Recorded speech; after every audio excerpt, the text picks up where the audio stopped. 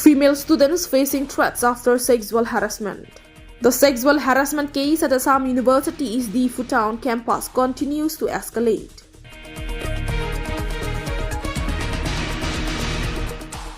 Female students who were victims of sexual harassment by an assistant professor from the Department of Hindi are now receiving threats. One victim followed by two unknown men for several days in Diphu town. Among those issuing direct threats are a research scholar of the accused, Aniruddha Kumar, and a research scholar of the head of department, Kumar.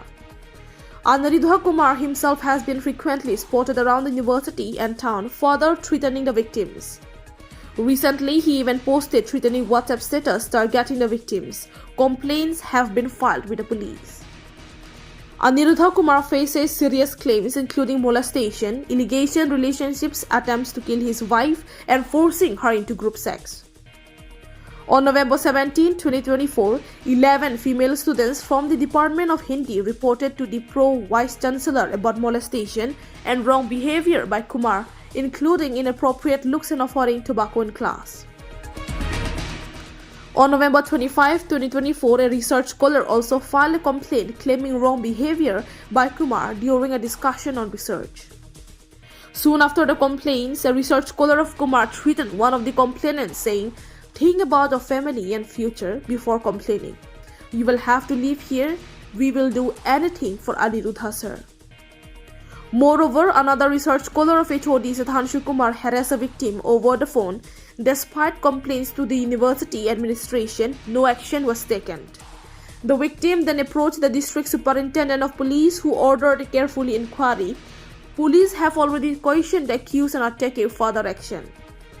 Kumar and his scholars continue to frequent areas around the university. Female students often pass by these areas. The victims have seen him in town with two unknown men. This has caused immense fear among the victims. On December 15, 2024, Kumar threatened the victims directly through WhatsApp status, stating, "I will come back to the department and make the wall magazine again." It was during the wall magazine activities that he allegedly molested a victim. He also compared himself to the infamous suicide case of Atul Subhas and made threats suggesting he might follow the same fate. The victims have filed complaints with the police about the threats, but no action has been taken so far. Students demand the seizure and investigation of Kumar's phone, which may contain evidence of threats and other criminal activities.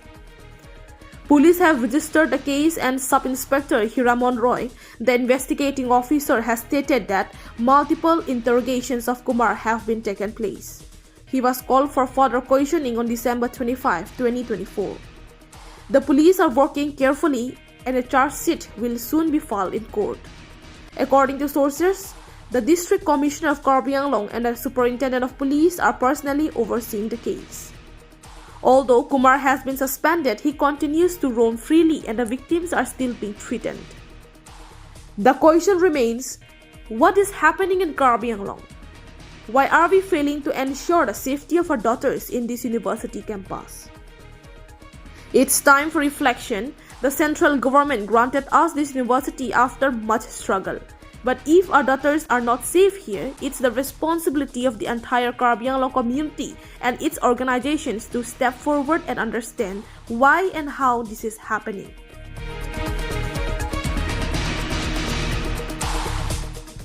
Stay tuned to Any Karbi Live for more updates on this story.